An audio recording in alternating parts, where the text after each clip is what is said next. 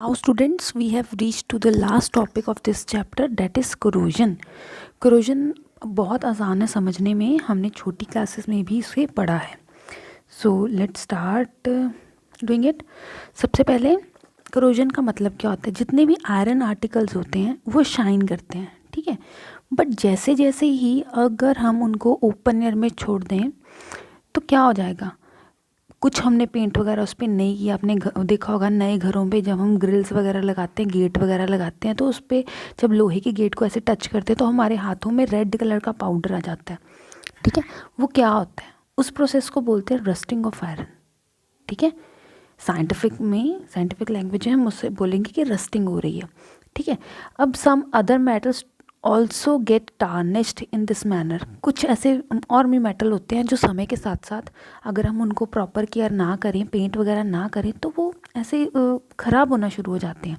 ऐसा किस किस केस में होता है? ऐसा कॉपर के केस में होता है एंड सिल्वर एलिमेंट के केस में होता है, ठीक है. ये दोनों के केसेस में क्या होता है? रस्टिंग होती है, ठीक है, कोरोजन होता है. अब ये होता कि क्यों है और कैसे है? अगर कोई मेटल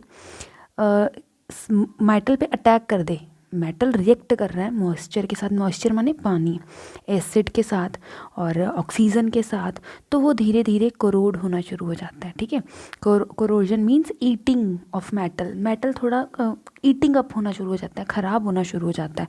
तो इस प्रोसेस को बोलते हैं हम कोरोजन. क्लियर.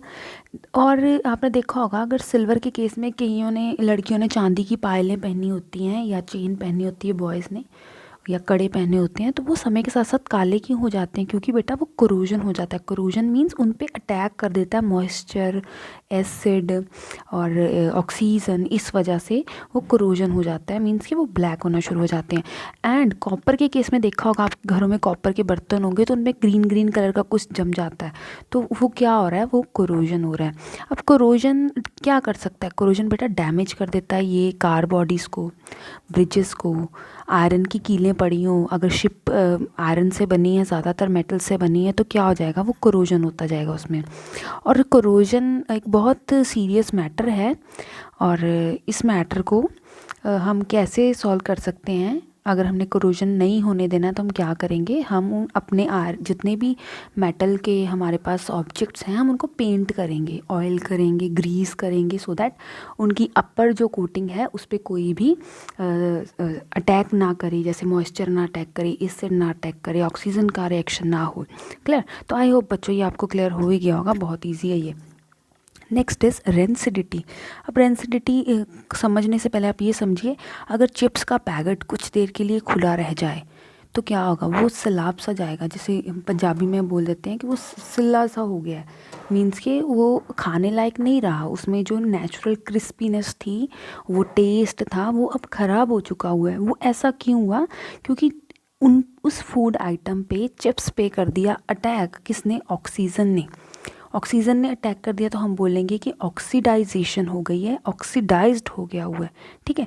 और जब भी किसी चीज़ पे, फूड आर्टिकल पे ऑक्सीजन के साथ रिएक्शन हो जाएगा, वो प्रोसेस हो जाएगा रेंसिड, ठीक है. और इस प्रोसेस को हम बोलते हैं रेंसिडिटी. क्या होगा? टेस्ट चेंज हो जाएगा, स्मेल चेंज हो जाएगा, कलर भी चेंज हो जाएगा. अगर आप एप्पल का केस देखिए, ये एप्पल का केस अगर हम देखें तो अगर हम इसको कट कर दें सेंटर में से, तो आपने देखा हुआ है कि वो ब्राउन कलर का हो जाता है उसका सरफेस एप्पल के केस में.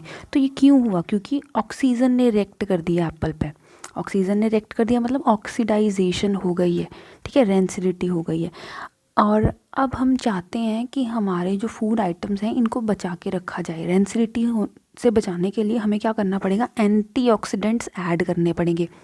ये जो आपका चिप्स का पैकेट होता है ना, ये जो लेज़ वाला, कुरकुरे वाला, इनमें क्या होता है? ये इनमें नाइट्रोजन गैस होती है.